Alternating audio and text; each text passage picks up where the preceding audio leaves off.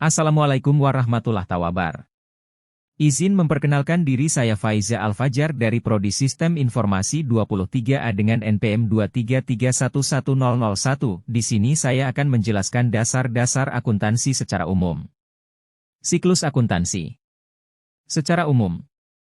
1. Mengidentifikasi transaksi. 2. Menganalisa transaksi. 3. Mencatat transaksi dalam jurnal.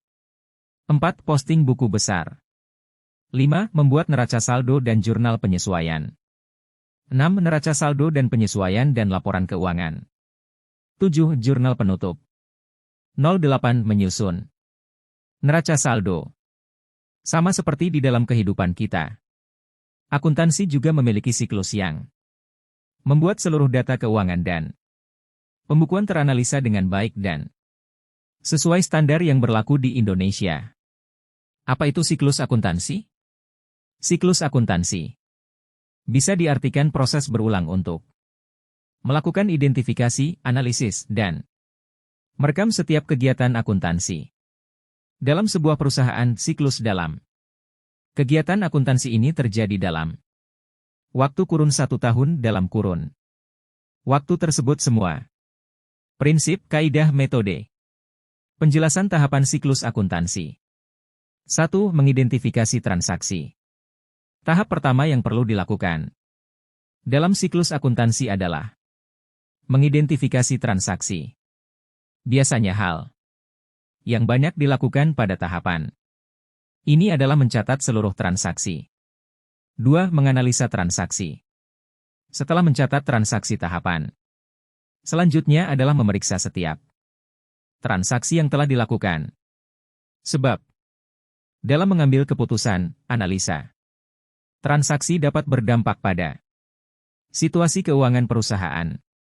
Double entry system digunakan dalam akuntansi sebagai metode pencatatan. Hal ini mempengaruhi debit dan kredit keuangan. 3. Mencatat transaksi dalam jurnal. Tahap ini biasa disebut dengan penjurnalan, dan setiap transaksi dibagi ke dalam 2 bagian. Debit dan kredit. Penjurnalan harus dilakukan dengan berurutan dan sangat teliti, tanpa ada transaksi yang terlewatkan, sehingga didapat hasil. 4. Posting ke buku besar. Setelah dilakukannya penjurnalan, data transaksi kemudian dipindahkan ke dalam buku besar. Buku besar dapat diartikan sebagai kumpulan rekening pembukuan yang berisikan informasi aktiva tertentu yang dicatat dalam satu periode. Tujuannya dilakukan tahap ini supaya memudahkan seorang akuntan untuk 5. Membuat neraca saldo dan jurnal penyesuaian. Neraca saldo.